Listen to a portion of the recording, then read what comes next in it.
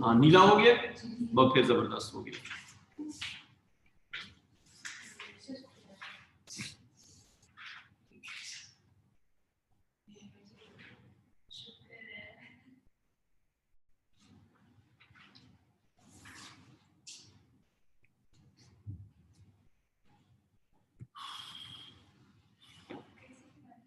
आगे अच्छा मुझे पता भी नहीं है, बातें नहीं कर। एक तो यार ये औरतों को गप्पे मारने की बहुत आदत होती है। तौबा तौबा तो सर। जी बेटा आप बताएं, जोर से बोलें। सर किसी मैथ्स के टीचर का रिकमेंडेशन दे सकते हैं? दे सकता हूं लेकिन क्लास के बाद मैसेज पे। अच्छा अच्छा ठीक है। ये देख लिया, ये हमने कल किया था, याद है? अच्छा ऐसे आप फेसेस बना रहे हो जैसे आपके लिए ना ये पता नहीं क्या चीज है, किस दुनिया में पहुंच गए। अच्छा देखो हमने क्या सीखा कि फोर्स के हिसाब से एक्सलरेट करेगा डिसलरेट करेगा। ये जो मैंने ग्राफ बनाया हुआ है ये कहां से कहां तक बना हुआ है? ये बना हुआ है डी से लेके ए तक। कहां तक बना हुआ है? डी से लेके ए तक। अब जरा ये सोचो, जब हम जाएंगे ए से, फर्ज करें ऊपर की तरफ, ए से ऊपर हम कर लेते हैं, ए से ई पे पहुंचे, डी ई एफ और ये जी हो गया, ठीक है। अब देखें ए से जी जाते हुए ये एक्सेलरेट कर रहा है या डिसलरेट कर रहा है? डिसलरेट। और इंक्रीजिंग डिसलरेशन, स्पीड कम है, रुक जाएगा। तो पार्टिकल की जो स्पीड की वेरिएशन है वो है, ये था लोअर एक्सट्रीम, ये क्या था? Lower extreme. लोअर एक्सट्रीम से मीन तक पार्टिकल तेज होगा, लोअर एक्सट्रीम से मीन तक पार्टिकल क्या होगा? तेज होगा। फिर मीन से अपर एक्सट्रीम तक पार्टिकल क्या होगा? फिर से स्लो होगा। तो एक्सेलरेशन होगा फिर डिसेलरेशन होगा। एक सेकंड में थोड़ा सा आपको ना डिटेल में बताता हूं, थोड़ा सा। अच्छा अब मैं जो एयर मॉलिक्यूल है ना उसकी फॉर्म में बताता हूं कि क्या होता है। जब आप वेव जनरेट करते हैं तो एक मॉलिक्यूल का बिहेवियर क्या होता है? सबसे पहले जो मॉलिक्यूल की ओरिजिनल पोजीशन होती है, मॉलिक्यूल की ओरिजिनल पोजीशन को क्या कहते हैं? Mean position. मॉलिक्यूल की ओरिजिनल पोजीशन को कहते हैं मीन पोजीशन। अब मीन पोजीशन से आप जाएं लोअर एक्सट्रीम पे या अपर एक्सट्रीम पे, दोनों केसेस में जैसे जैसे मॉलिक्यूल अपनी मीन पोजीशन से दूर जाता जाएगा वैसे वैसे उसके ऊपर जो फोर्स होगी वो बड़ी होती जाएगी। और फोर्स हमेशा होती किस तरफ है? Towards the mean position. Force किस तरफ होती है? Towards the mean position. और फोर्स क्या होती जाएगी? बढ़ती जाएगी, फोर्स बढ़ती जाएगी। मतलब ये है कि जैसे जैसे मॉलिक्यूल अपनी मीन पोजीशन से दूर जाएगा तो it's like pulling the molecule, it's like pulling the molecule. तो उस मॉलिक्यूल के ऊपर जो फोर्स होगी वो उसको रिस्टोर करना चाहती है। फोर्स हमेशा होती है मीन पोजीशन के टुवर्ड्स, क्योंकि फोर्स उसको मीन पोजीशन पे वापस लेके जाना चाहती है। हाँ जितना वो दूर जाता जाएगा फोर्स बढ़ती जाएगी, ठीक है। अब जो समझने वाली बात है, जो उसकी अपर पोजीशन है इसको हम कहेंगे एक्सट्रीम पोजीशन। क्या कहेंगे? अपर लोअर नहीं कह रहे, बस अब एक्सट्रीम पोजीशन। अब जब जाएगा मीन से एक्सट्रीम, जब जाएगा मीन से एक्सट्रीम और जब आएगा एक्सट्रीम से मीन, इन दोनों मोशन में क्या हो रहा है? अब आप जरा खुद देखें, मीन टू एक्सट्रीम जाते हुए फोर्स जो है वो मोशन के ऑपोजिट है या नहीं है? और एक्सट्रीम से मीन पे वापस आते हुए फोर्स मोशन के डायरेक्शन में। देखो मीन से एक्सट्रीम पे जाते हुए फोर्स उसको क्या कर रही है? अपोज कर रही है। एक्सट्रीम से मीन पे आते हुए फोर्स उसको फेवर कर रही है। ये कल बताया था, कल मैंने इस तरह बताया था ना, आज उसकी समरी कर लूं, ठीक है। अब मीन से एक्सट्रीम पे जाते हुए इट इज एक्सेलरेटिंग और decelerating? It is decelerating. And what about the force? बड़ी होती जा रही है, छोटी होती जा रही है? तो ये डिसेलरेशन जो है ये फोर्स डिपेंडेंट है ना, तो ये इंक्रीजिंग डिसेलरेशन होगा। क्या होगा? Increasing deceleration. यानी कि जो डिसेलरेशन है उसकी मैग्नीट्यूड कम हो रही है लेकिन ऑब्जेक्ट स्लो डाउन होता जा रहा है। यानी कि रुकता जा रहा है, लेकिन ज्यादा जो इम्पैक्ट है वो मीन पोजीशन के क्लोज, ज्यादा इम्पैक्ट जो है वो एक्सट्रीम पोजीशन के क्लोज है। फोर्स बड़ी होती जा रही है ना, फोर्स के ज्यादा होने की वजह से, हाँ हाँ, फोर्स के कम होने से एक्सेलरेशन कम होगी, फोर्स के ज्यादा होने से एक्सेलरेशन ज्यादा होगी, कह सकते हैं। ये बात समझ आ गई? अच्छा, अब मुझे बताएं, जब वो एक्सट्रीम से मीन पे वापस आ रहा है, एक्सेलरेट कर रहा है या डिसेलरेट कर रहा है? फोर्स और मोशन सेम डायरेक्शन में ना, तो डिक्रीजिंग, फोर्स कम होती जा रही है ना, तो क्या लिखेंगे? Decreasing acceleration. तो जब वापस आएगा तो उसका डिक्रीजिंग एक्सेलरेशन होगा। अब जो हमने बातें सीखी हैं उनको वन बाय वन हम इंप्लीमेंट करते जाते हैं। आपसे दो तरह के सवाल पूछे जाएंगे। आपसे पूछेंगे जब मॉलिक्यूल जाता है मीन टू एक्सट्रीम, जब मॉलिक्यूल जाता है मीन टू एक्सट्रीम, या पूछेंगे जब मॉलिक्यूल जाता है एक्सट्रीम टू मीन। और ये जो हम लिखेंगे ये हर वक्त अप्लाई होगा। दो पॉसिबिलिटीज क्या हुई जब मॉलिक्यूल किस तरफ जाता है? मीन टू एक्सट्रीम, या मॉलिक्यूल जाता है एक्सट्रीम टू मीन। ठीक, जब मॉलिक्यूल जाता है मीन टू एक्सट्रीम तो स्लो डाउन होता है या फास्ट हो रहा होता है? मीन टू एक्सट्रीम रुक रहा होता है। Speed goes on to decrease। Speed के कम होने को क्या कहते हैं? एक्सेलरेशन या डिसेलरेशन? डिसेलरेशन। याद रह जाएगा।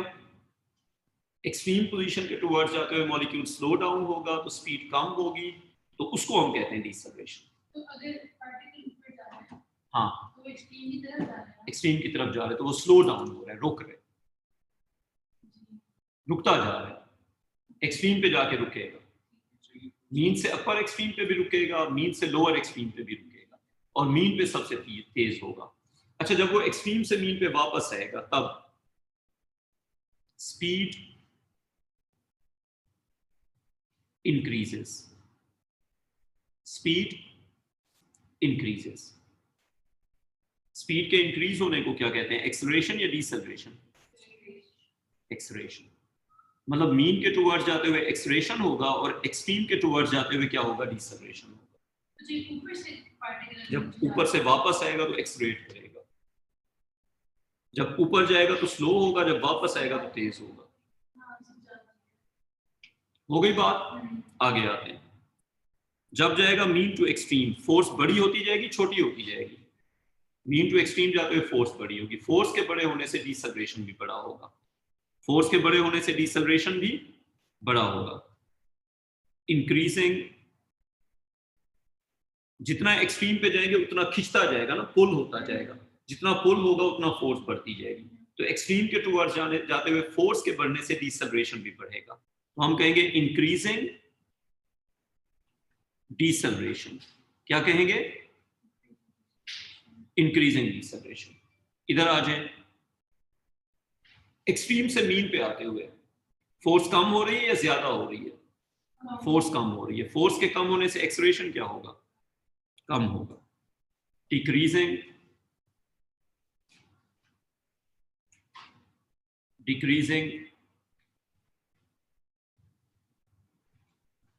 एक्सेलरेशन। क्या होगा? एक्सेलरेशन डिक्रीज होगा। It is decreasing acceleration. अगली बात पे आते हैं। Mean to extreme kinetic energy क्या हो रही है? स्पीड कम हो रही है तो kinetic energy, quick answer, decreasing. तो मॉलिक्यूल की kinetic energy is decreasing. Molecule की कैनेटिक एनर्जी इज डिक्रीजिंग क्योंकि स्पीड कम होती जा रही है।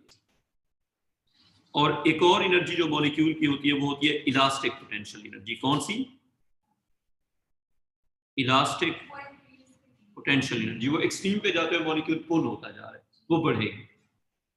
Elastic potential energy is increasing. ना, इलास्टिक। जो वाइब्रेशन होती है उसमें इलास्टिक होती है। वाइब्रेशन होती ही इलास्टिसिटी की वजह से। अगर मीडियम इलास्टिक ना हो तो वाइब्रेट कर ही नहीं सकता। बेटा मीडियम क्यों वाइब्रेट करते हैं? Elastic objects vibrate. वाइब्रेट कौन करते हैं? The elastic objects. अच्छा, तो इधर एक्सट्रीम टू मीन जाते हुए, एक्सट्रीम टू मीन जाते हुए के ई क्या होगी? बढ़ेगी।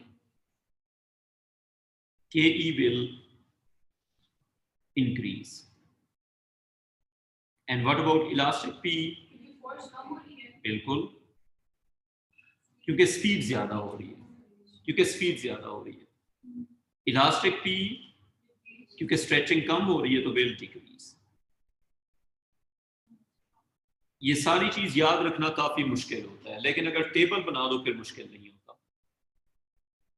ये सारी चीज याद रखना जनरली मुश्किल होता है, लेकिन अगर आप इसको टेबल में कन्वर्ट कर ले फिर इजी हो जाता है। तो आप इसका टेबल बना लें। टेबल पता है किस तरह बनाए? आप लिखें, पहले कॉलम में लिखें सिचुएशन, कॉलम बनाते जाएंगे। दूसरे कॉलम में लिखेंगे स्पीड, तीसरे कॉलम में लिखेंगे एक्सेलरेशन। उसके लिए सिर्फ ए लिख दो। मैंने एक्सेलरेशन ऑन पर्पस नहीं लिखा क्योंकि कभी डिसेलरेशन होगा कभी एक्सेलरेशन होगा, उसको मैंने ए लिख दिया। उसके बाद लिखो काइनेटिक एनर्जी, और उसके बाद लिख लो इलास्टिक पोटेंशियल एनर्जी। सिचुएशन में सबसे पहले हम लिखते हैं जी, पहली चीज एट मीन पोजीशन। सबसे पहले क्या लिखते हैं? At mean position. जब एक पार्टिकल मीन पोजीशन पे होगा तो उसके डिफरेंट फैक्टर्स क्या होंगे? सबसे पहले आप ये बताएंगे कि मीन पोजीशन पे स्पीड होगी मैक्सिमम, क्योंकि जितना एक्सेलरेट उसने करना था वो कर चुके हैं। मीन पोजीशन पे स्पीड क्या होगी? मैक्सिमम। मीन पोजीशन पे एक्सेलरेशन क्या होगा? मोशन शुरू करने से पहले ना ना ना ना, मीन पोजीशन का मतलब होता है, हाँ, इट इज ऑलरेडी मूविंग। बेटा शुरू मोशन एक्सट्रीम से होता है, मोशन शुरू हमेशा एक्सट्रीम से होता है नीचे नहीं होगा। ना। अच्छा ये देखें, ये पेन मूव कर रहा है कहाँ? अब हम नहीं कर रहा। अभी ये देखें, जब एक्सट्रीम से छोड़ते हैं तो ऑसिलेशन होती है, मीन पे छोड़ेंगे कहाँ से होगी ऑसिलेशन? अगर आप एक चीज को मीन पे ही छोड़ेंगे तो उसके पास तो कोई एनर्जी नहीं है, तो ऑसिलेशन स्टार्ट हमेशा एक्सट्रीम से होती है। खुशी बेटा ये देखें ना, मैंने मीन पोजीशन पे पकड़ा हुआ है, मूव किया, अभी क्यों? एक्सट्रीम से ही स्टार्ट होता है। मोशन हमेशा एक्सट्रीम से स्टार्ट होगा, मीन से स्टार्ट हो ही नहीं सकता। मीन से पास होता है सिर्फ, स्टार्ट नहीं होता। तो समझ आ गई बात? तो एट मीन पोजीशन का ये मतलब नहीं है कि स्टार्ट वहां से हुआ, इसका मतलब है कि वहां से जब गुजर रहा था। एक्सेलरेशन क्या होगा उस वक्त? It will be zero. Acceleration will be zero ना, एक्सेलरेशन जीरो है, स्पीड जीरो नहीं है। जब आप मोटरवे पे जा रहे होते हैं और आप गाड़ी को कांस्टेंट स्पीड पे चलाते हैं, जब आप मोटरवे पे मैक्सिमम, फिर हाँ, एक्सेलरेशन जो है वो फोर्स डिपेंडेंट है। यहाँ पे फोर्स मैक्सिमम, यहाँ पे फोर्स जीरो, यहाँ पे फोर्स मैक्सिमम होती है। तो एक्सेलरेशन फोर्स पे डिपेंड करता है। जब फोर्स मैक्सिमम तो एक्सेलरेशन मैक्सिमम। तो एक्सेलरेशन मीन पोजीशन पे जीरो हो जाता है, क्योंकि देखिए मीन पोजीशन पे वो स्ट्रेच नहीं हुआ होता। मीन पोजीशन पे स्ट्रेचिंग खत्म नहीं हो जाएगी तो फोर्स भी खत्म हो जाएगी। फोर्स खत्म, एक्सेलरेशन खत्म। अच्छा, अब उसके बाद काइनेटिक एनर्जी। मीन पोजीशन पे काइनेटिक एनर्जी क्या होगी? मैक्सिमम या zero? Kinetic energy, speed maximum तो काइनेटिक एनर्जी भी मैक्सिमम। स्पीड मैक्सिमम तो काइनेटिक एनर्जी भी मैक्सिमम। और इलास्टिक पोटेंशियल एनर्जी होगी जीरो, क्योंकि वो स्ट्रेच नहीं हुआ ना बेटा। जहां पे स्पीड मैक्सिमम वहां पे काइनेटिक एनर्जी भी मैक्सिमम। अच्छा, अब आप आ जाएं फ्रॉम मीन टू एक्सट्रीम। जब वो मीन से एक्सट्रीम के टुवर्ड्स जाएगा तो स्पीड बढ़ेगी या कम होगी? हाँ, मीन से एक्सट्रीम पे जाते हुए स्पीड कम होगी। और फोर्स क्या होगी? स्ट्रेच ज्यादा होता जाएगा, स्ट्रेच ज्यादा होता जाएगा तो फोर्स बढ़ती जाएगी। तो सबसे पहले तो मीन टू एक्सट्रीम जाते हुए स्पीड क्या होगी? स्पीड हम लिखेंगे decreases from maximum to 0। Speed जो है वो मैक्सिमम से कहां पे जाएगी? 0 पे जाएगी। डिसेलरेशन, स्पीड कम हो रही है। अगर स्पीड कम हो रही है तो डिसेलरेशन होगा ना। अच्छा, अब ए वाले कॉलम में क्या लिखेंगे? डिसेलरेशन या एक्सेलरेशन? डिसेलरेशन। और फोर्स बढ़ रही है तो डिसेलरेशन क्या हो रहा होगा? बढ़ रहा होगा। एक्सट्रीम के टुवर्ड्स जाएंगे तो स्ट्रेच होता जाएगा ना, स्ट्रेच होने से फोर्स बढ़ेगी। एक्सट्रीम के टुवर्ड्स फोर्स बढ़ती है, फोर्स के बढ़ने से एक्सेलरेशन डिसेलरेशन जो भी है वो बढ़ेगा। स्पीड कम हुई तो इट्स डिसेलरेशन। तो डिसेलरेशन दैट इंक्रीजेस और decreases?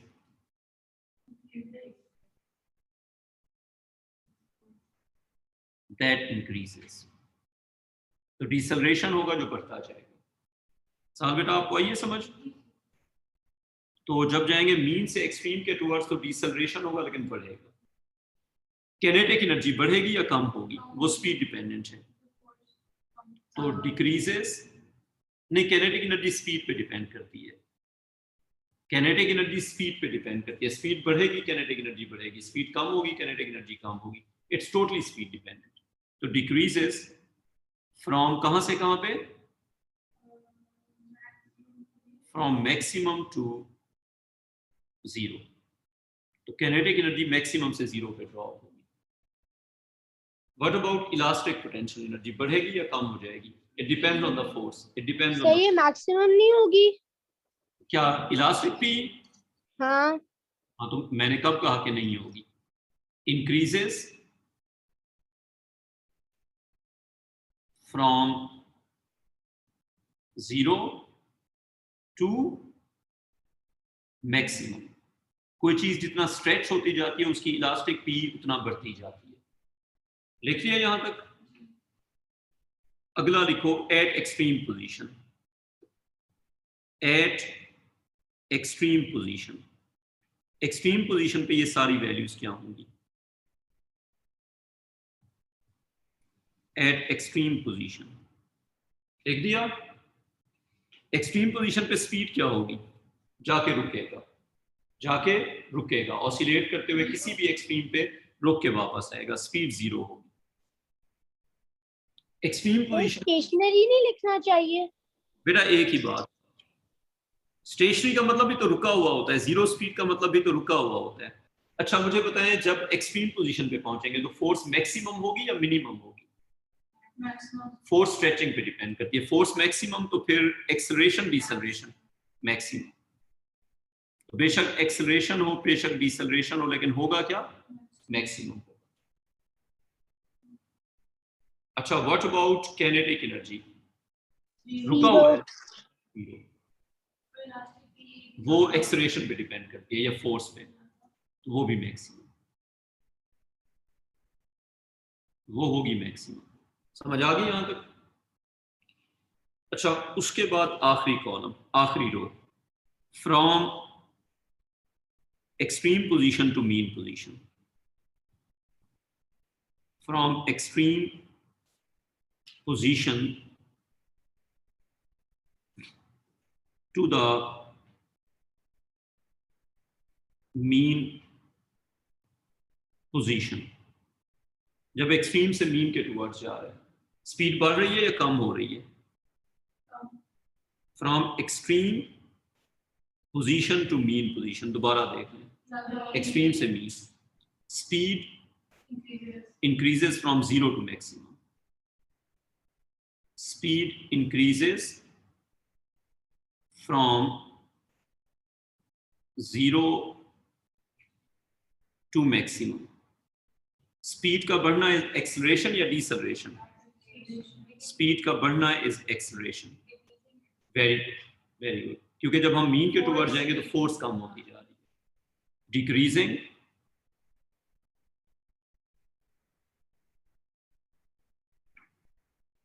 decreasing acceleration. What about kinetic energy? Speed बढ़ी है तो kinetic energy भी क्या होगी? कहां से कहां पे? kinetic energy increases from 0 to maximum. तो kinetic एनर्जी भी 0 से मैक्सिमम पे इंक्रीज करेगी। कोई confusion? Elastic potential energy, Increase करेगी। हाँ, क्योंकि फोर्स कम होगी ना, हाँ, तो डिक्रीजेस। तो इलास्टिक पोटेंशियल एनर्जी डिक्रीज होगी। हो गया टेबल फिल? चलें अब इसके बाद आगे मूव करते हैं। आई थिंक यहाँ तक सारी बातें समझ आ गई। डन। हम पढ़ रहे थे डिस्प्लेसमेंट डिस्टेंस ग्राफ, जो कि हमने पढ़ लिया था। अब आगे मूव करते हैं। हमने डिस्प्लेसमेंट डिस्टेंस ग्राफ किसका पढ़ा था? लॉन्गिट्यूडनल वेव का या ट्रांसवर्स वेव का? Transfer. हमने पढ़ा था ट्रांसवर्स का। What about longitudinal? तो हेडिंग लो, लिखो displacement distance graph of a longitudinal wave. ये भी पेपर में आता होता है। Displacement distance graph for a longitudinal wave. क्या आप लॉन्गिट्यूडनल वेव की कोई कॉमन एग्जांपल बता सकते हैं? Sound wave. साउंड वेव, ठीक है। और उसमें क्या होते हैं? कंप्रेशंस एंड रियरफैक्शंस, ठीक है। तो मुझे बताएं, जब साउंड जनरेट नहीं होती तो सारे मॉलिक्यूल अपनी ओरिजिनल पोजीशन पे होते हैं। उसको क्या कहते हैं? उसको कहते हैं उनकी मीन पोजीशन। ये हो गया जी मॉलिक्यूल। आपने 7 मॉलिक्यूल बनाने, 1 2 3 4 5 6 और ये 7 मॉलिक्यूल्स। ये मैंने मॉलिक्यूल्स दिखाए हुए हैं जब नो साउंड। क्या थी? जब नो साउंड, जब कोई आवाज नहीं होगी तो एयर मॉलिक्यूल अपनी इक्विलिब्रियम पोजीशन पे होंगे। क्या, कहां पे होंगे? Eight there equilibrium position. तो क्या मैं कह सकता हूं कि ये सारे मॉलिक्यूल्स अपनी मीन पोजीशंस में हैं? Molecules eight there mean positions. तो अब आपको ये बात समझ आ गई कि जब तक वेव नहीं बनती तो मॉलिक्यूल्स की जो पोजीशन होती है वो मीन पोजीशन होती है। जब वेव बन जाएगी फिर इन मॉलिक्यूल्स का बिहेवियर क्या होगा, उस पे आते हैं। जब वेव बन जाएगी फिर इन मॉलिक्यूल्स का बिहेवियर क्या होगा? ये वर्टिकल लाइन इनकी वाइब्रेशन की मीन पोजीशन बनेगी। ये वर्टिकल लाइन इनकी वाइब्रेशन की क्या बनेगी? Mean position. और अगर हम साउंड की बात करते हैं, अगर साउंड वेव हॉरिजॉन्टली मूव कर रही है तो लॉन्गिट्यूडनल वेव के केस में मॉलिक्यूल्स की वाइब्रेशन हॉरिजॉन्टल होगी या वर्टिकल होगी? It will be horizontal. तो चलें जी, ये मॉलिक्यूल, इन सब का वाइब्रेशन हमारे सिलेबस में आइडेंटिकल होता है। जितना बड़ा वाइब्रेशन इसका होगा उतना बड़ा वाइब्रेशन सबका वाइब्रेशन क्या होगा? आइडेंटिकल। जितना बड़ा वाइब्रेशन इस भाईजान का उतना बड़ा वाइब्रेशन इस भाईजान का, उतना ही बड़ा वाइब्रेशन इस भाईजान का, उतना ही बड़ा वाइब्रेशन इस भाईजान का, उतना ही बड़ा वाइब्रेशन इस भाईजान का, उतना ही बड़ा वाइब्रेशन इसका और उतना ही बड़ा वाइब्रेशन इसका। अच्छा, मैंने टू द स्केल नहीं बनाया, but assuming that all of them have identical vibrations। अब मैं सर नहीं बेटा, पहले मुझे समझाने दें।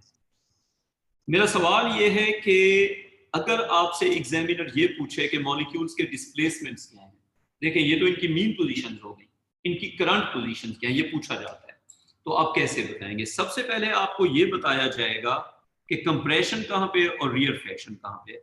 फर्ज करें ये मॉलिक्यूल जो है ये कंप्रेशन वाली जगह पे आ जाता है। कहाँ पे आ जाता है? कंप्रेशन वाली जगह पे। और ये भैया आ जाता है रियरफैक्शन वाली जगह पे। तो बाकी सब मॉलिक्यूल्स की पोजीशंस क्या होंगी? साउंड वेव में जो कंप्रेशन और रियरफैक्शन होते हैं वो रेफरेंस होते हैं। कंप्रेशन और रियरफैक्शन क्या होते हैं? रेफरेंस। तो ये हो गया कंप्रेशन वाला मॉलिक्यूल, ये हो गया कौन सा मॉलिक्यूल? रियरफैक्शन वाला। अब मैं अगली बात पे आता हूं। कंप्रेशन वाले मॉलिक्यूल के दोनों साइड्स पे इक्वल फोर्स लगती है, रियरफैक्शन वाले मॉलिक्यूल के दोनों साइड पे इक्वल फोर्स लगती है। अगर, अब ये बात आप समझें, ये आपने लिखना नहीं है, सिर्फ देखना है। जिस मॉलिक्यूल पे कंप्रेशन बनता है उसके दोनों साइड पे इक्वल पुश होता है। तो क्या ये मॉलिक्यूल अपनी जगह से राइट लेफ्ट पे मूव करेगा या नहीं करेगा? नहीं करेगा, इक्वल पुश है, दोनों तरफ इक्वल फोर्स है। Same is for rarefaction. जहां पे रियरफेक्शन होता है उस वाले मॉलिक्यूल के भी दोनों साइड्स पे यू आर गेटिंग इक्वल पुल। फर्क सिर्फ ये होता है कि कंप्रेशन वाले पे पुश मिल रहा होता है और रियरफेक्शन वाले पे पुल मिल रहा होता है। ये बात क्लियर? अच्छा, फिर कंप्रेशन के साथ वाला जो मॉलिक्यूल होता है ये वाला, अब ये बात आपने अच्छी तरह समझनी है, उसके ऊपर दोनों साइड से अनबैलेंस फोर्स होती है।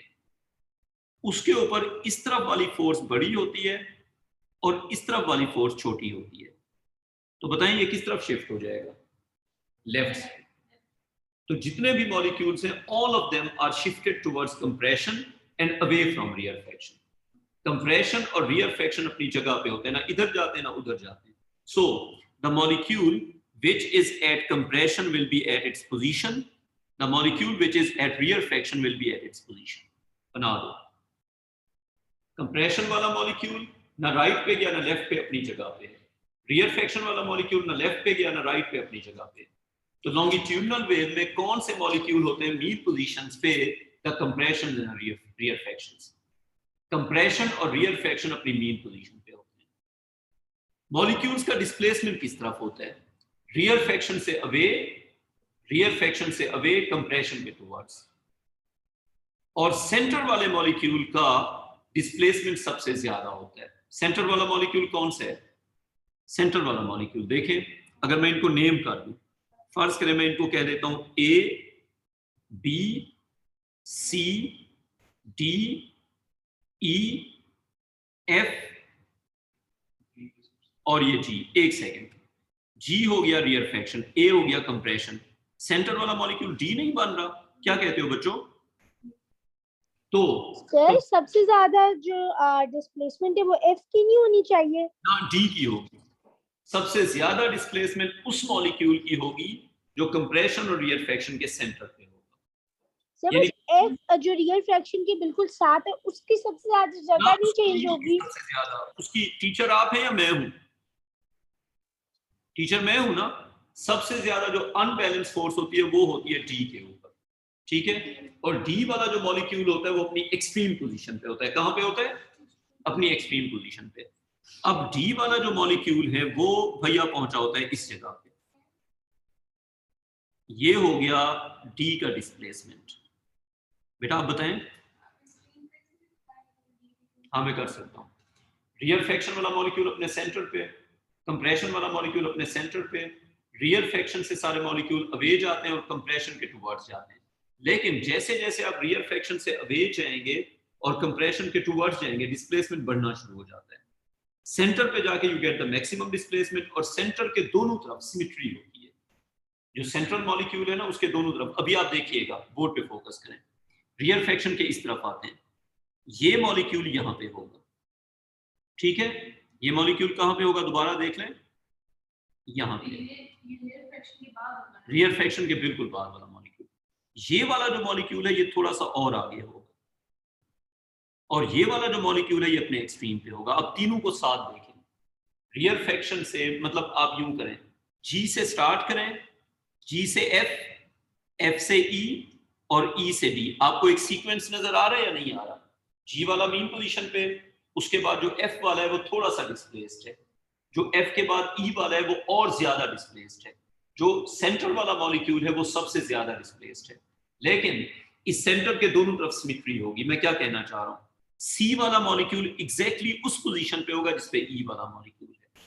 E and C are identical, E and C are identical. जिस तरह का ई होगा जो सी वाला मॉलिक्यूल है वो बिल्कुल उसी तरह का होगा। यानी कि रियरफेक्शन और कंप्रेशन के बिल्कुल सेंटर वाला मॉलिक्यूल एक्सट्रीम पे होता है और उसके दोनों तरफ जो मॉलिक्यूल्स होते हैं वो सिमेट्रिक होते हैं, सिमेट्री में होते हैं। तो ई और सी की पोजीशन क्या होगी? आइडेंटिकल, ठीक है? अच्छा, उसके बाद बी किसके साथ रिजेंबल करेगा? बी रिजेंबल करेगा एफ के साथ, ये। अच्छा अब ये देखें, अगर मैं कहूं कि जी का डिस्प्लेसमेंट कितना है तो जी का डिस्प्लेसमेंट है 0। क्यों? क्योंकि वो रियरफेक्शन है। जी का डिस्प्लेसमेंट क्या है? 0। क्यों? क्योंकि वो रियरफेक्शन है। आपने एक चीज ऑब्जर्व की, all the molecules have been displaced away from the rearfaction and towards the compression. If you compare the molecules with their mean position, they are away from G की 0 to डिस्प्लेसमेंट वो वहां पे still रह जाता है। हाँ उस time पे मीन पे होता है। तो बाकी भी तो डिवाइड होते हैं। जो रियरफेक्शन होता है वो अपनी सेंट्रल जगह पे होता है और जो कंप्रेशन होता है वो भी अपनी सेंट्रल जगह पे होता है क्योंकि फोर्सेस बैलेंस हो जाती हैं। तो ये D है ना मैदान में, उसकी भी आप हाँ डी अपने एक्सट्रीम पे है, वो रुका हुआ है उस वक्त, वो भी 0 होगी। उसकी डिस्प्लेसमेंट 0 नहीं होगी, वो अपने एक्सट्रीम पे उसकी डिस्प्लेसमेंट मैक्सिमम होगी। अच्छा अब ये देखें एफ की कितनी डिस्प्लेसमेंट है? एफ की डिस्प्लेसमेंट है इतना। किसी भी मॉलिक्यूल की डिस्प्लेसमेंट उसकी अपनी मीन पोजीशन से लेते हैं, B और F जितना बी की होगी उतना एफ की। लेकिन आप ये देखें किसी भी मॉलिक्यूल का डिस्प्लेसमेंट हम कहां से ले रहे हैं? उसके अपने मीन पोजीशन से। ये किसका हो गया? एफ का हो गया। उसके बाद ई का, ये किसका डिस्प्लेसमेंट हो गया? ई का। डी का डिस्प्लेसमेंट सबसे ज्यादा, क्यों? क्योंकि वो अपनी एक्सट्रीम पे है और डी वो वाला मॉलिक्यूल है जो कंप्रेशन और रियरफेक्शन के बिल्कुल सेंटर पे है।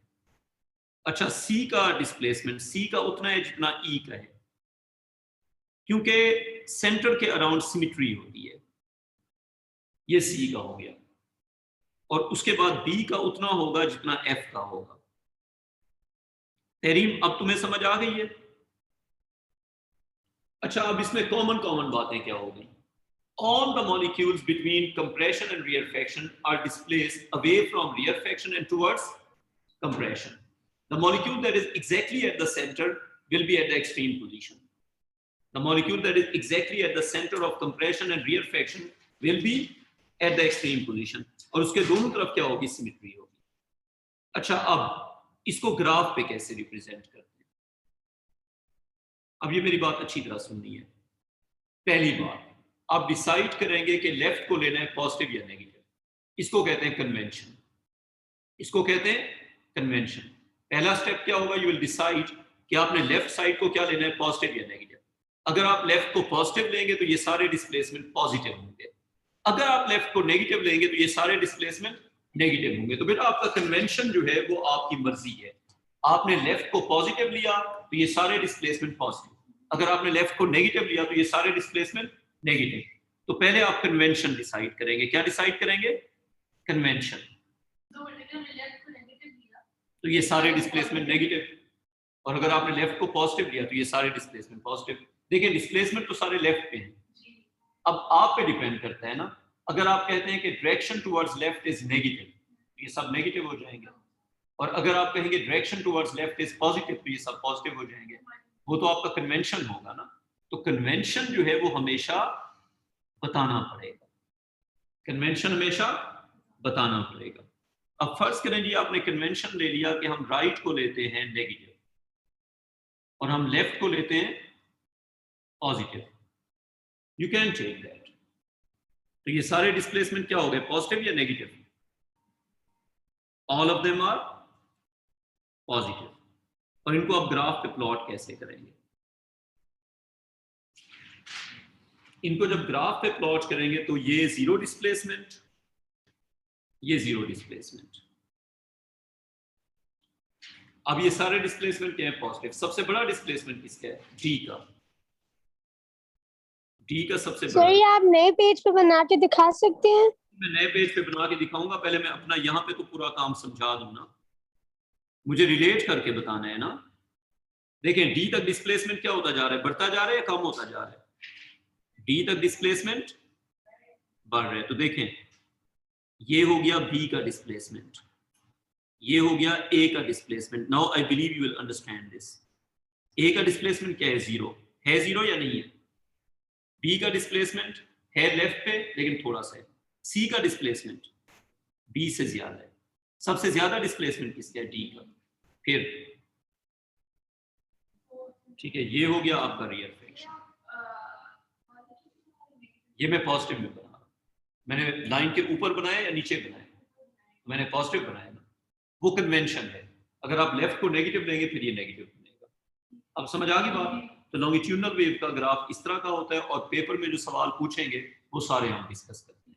ठीक है, अब पहली एग्जांपल जो आप करेंगे, जी बेटा,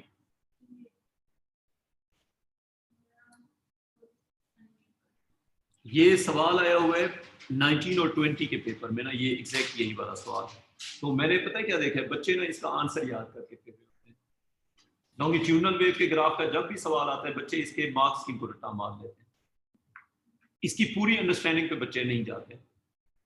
बच्चों ने बस ये याद किया हुआ है कि इस तरह होगा, लेकिन फिर वो जब कन्वेंशन चेंज होता है, एक को वो रट्टा कर लेते हैं ना, जब कन्वेंशन चेंज होता है, अब फर्ज करें आपने समझा होगा तो फिर तो कन्वेंशन जो मर्जी हो आप कॉन्सेप्ट अप्लाई करेंगे ना, लेकिन अगर आपने एक कन्वेंशन के साथ मार्क्स स्कीम को रट्टा मार लिया, जब कन्वेंशन रिवर्स होगा फिर आप उल्टा कर देंगे ना, तो नेगेटिव का ग्राफ नहीं बनेगा। हाँ नेगेटिव का यू बनेगा, लेकिन सवाल किस तरह कहेंगे वो मैं बताता हूँ।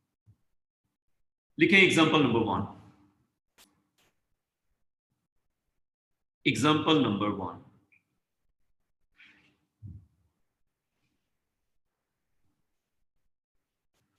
ये हो गया rarefaction,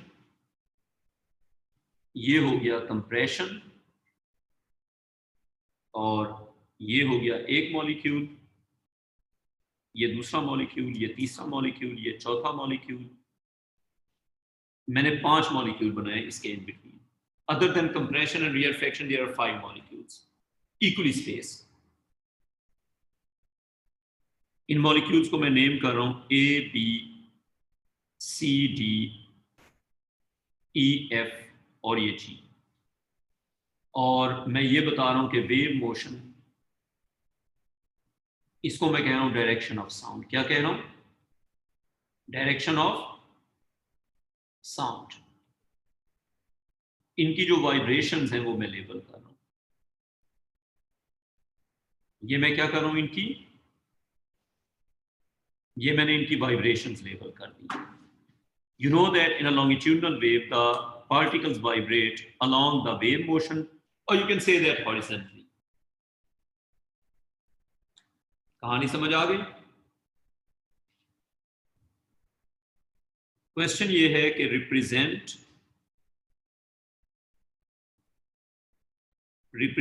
the relative displacement. Relative का मतलब होता है छोटा बड़ा करके बताना। रिप्रेजेंट द रिलेटिव डिस्प्लेसमेंट या displacements of all the particles shown। तहरीम आर का मतलब क्या है? रेयरफेक्शन। और सी का मतलब क्या है बेटा? कंप्रेशन। आला अब ये समझ आ गई वेव मुश्किल क्यों है? This is one of the minor concepts. हाँ वो पता है क्यों मुश्किल है? क्योंकि वेव में हर कॉन्सेप्ट जो है ना उसमें बहुत डेप्थ है, और अगर उसको पूरा समझो तो टाइम लगता है। ऊपर से गुजार दो तो फिर तो बहुत आसान है, मतलब इस तरह ड्राइंग बना के याद कर लो वो तो फिर आसान है, लेकिन अगर समझ के पढ़ो तो इट टेक्स टाइम। और समझ के अगर ना पढ़ो तो आपको खुद भी पता नहीं होता कि हुआ क्या है। हाँ जी खुशी बेटा, हो जाएगा। अच्छा रूल क्या है? रेयरफेक्शन से अवे और कंप्रेशन के टुवर्ड्स। तो अब की बार डिस्प्लेसमेंट्स राइट पे होंगे लेफ्ट पे होंगे? अब की बार डिस्प्लेसमेंट्स राइट पे होंगे लेफ्ट पे होंगे? राइट। बनाओ। ए का डिस्प्लेसमेंट क्या होगा आला? उधर ही, मतलब मीन पोजीशन पे। ठीक है, वेरी गुड। अब एक चीज देखिए, जब आप पूरा कॉन्सेप्ट सीखते हैं ना फिर टीचर की जरूरत नहीं रहती, you are able to think. लेकिन जब आप रट्टे मारते हैं फिर आपको हर वक्त टीचर की जरूरत रहती है। ये हो गया डिस्प्लेसमेंट ऑफ ए और ये हो गया 0। बी जो है उसका डिस्प्लेसमेंट थोड़ा सा होगा, थोड़ा सा राइट की तरफ। सी का और ज्यादा होगा, डी होगा एक्सट्रीम पे। तो रेयरफेक्शन से अवे ये बी का डिस्प्लेसमेंट हो गया, ये सी का डिस्प्लेसमेंट हो गया, ये डी का डिस्प्लेसमेंट हो गया, और ई जो है उसका डिस्प्लेसमेंट होगा सी की तरह का। लेकिन जाएंगे सब कंप्रेशन के टुवर्ड्स। एफ का डिस्प्लेसमेंट होगा बी के जितना, और जी का डिस्प्लेसमेंट 0 होगा। Done, very good. एक सवाल आता है इस तरह का, एक सवाल और तरह का भी आता है। ये सवाल अगर आएगा तो ये 2 मार्क्स का होगा। बेटा 2-2 मार्क्स मिलके सारे मार्क्स बनते हैं, ठीक है ना। जब आप 2-2 लूज करते हैं सारे लूज हो जाते हैं, पता भी नहीं चलता। एग्जाम्पल लिखो, y एक्सिस पे लिखें डिस्प्लेसमेंट, y एक्सिस पे डिस्प्लेसमेंट, x एक्सिस पे डिस्टेंस, और आपने ग्राफ बना देना है ये।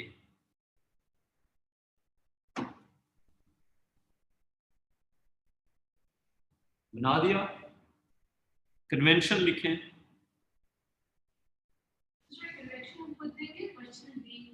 अगर क्वेश्चन दिया होगा तो कन्वेंशन भी दिया होगा। कन्वेंशन ये है कि राइट इज पॉजिटिव और लेफ्ट इज नेगेटिव। कन्वेंशन क्या है, राइट डायरेक्शन को क्या लिया हुआ है, पॉजिटिव, और लेफ्ट डायरेक्शन को लिया हुआ है नेगेटिव। क्वेश्चन का ए पार्ट लिखें, मार्क। सर क्लास का टाइम खत्म हो गया है। जी बेटा ये आखिरी सवाल है, आप तो घर बैठी हैं बेटा, ऐसे तो ना करें ना। Mark compressions with C. Boring हो गया फिजिक्स? सर 4:30 से क्लासेस ही चल रही हैं तो पेशेंस खत्म हो गया है। खत्म करते हैं। Rarefactions with R. Mark compression with letter C and real fraction with letter R.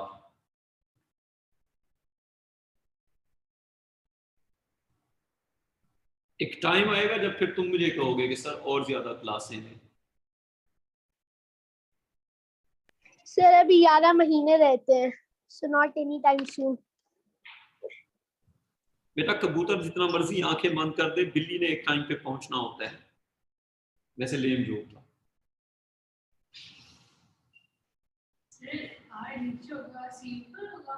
यार नेगेटिव का मतलब क्या होगा, टुवर्ड्स लेफ्ट ना, तो डिस्प्लेसमेंट को ट्रांसलेट कर लो। नेगेटिव का मतलब क्या हुआ, लेफ्ट, और पॉजिटिव का मतलब क्या हुआ, ये नेगेटिव है ना, और पॉजिटिव का मतलब हुआ राइट। तो जहां से पार्टिकल अवे जाते हैं वो क्या होता है, ये क्या होगा, रियल फ्रैक्शन या compression? This one is the real fraction. इसको सॉल्व कैसे करते हैं? आइए समझ देखें, नेगेटिव क्या है, लेफ्ट पे या राइट पे? नेगेटिव है लेफ्ट पे। तो ये नेगेटिव डिस्प्लेसमेंट जितने हैं ये लेफ्ट पे हैं, और इनकी मैग्नीट्यूड्स, कम डिस्प्लेसमेंट, ज्यादा डिस्प्लेसमेंट, फिर कम डिस्प्लेसमेंट। ये सारे लेफ्ट पे इसलिए कि नेगेटिव लेफ्ट है ना। नेगेटिव ये डिस्प्लेसमेंट की वैल्यूज है ना। नेगेटिव का मतलब है लेफ्ट पे और डिस्प्लेसमेंट बढ़ता जा रहा है। अच्छा, पॉजिटिव का मतलब, पॉजिटिव का मतलब राइट कर लेंगे बिल्कुल। पॉजिटिव का मतलब है राइट पे, ठीक है। ये रियल फ्रैक्शन हुआ, जहां से पार्टिकल अवे जाते हैं वो रियल फ्रैक्शन होता है ना। यहां से आगे फिर कल कर लेते हैं, यहां से आगे फिर कल ही कर लेते हैं, कोई बात नहीं, कल इससे अच्छा हो जाएगा।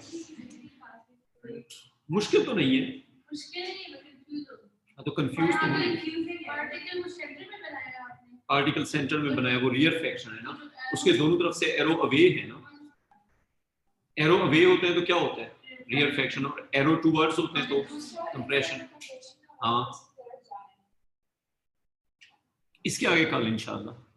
ओके बेटा, टेक केयर, खुदा हाफिज। तहरीम को बोल रहा हूँ, अब ये ना कहना कि किसको बोल रहे। चलो बच्चों, ख्याल रखो।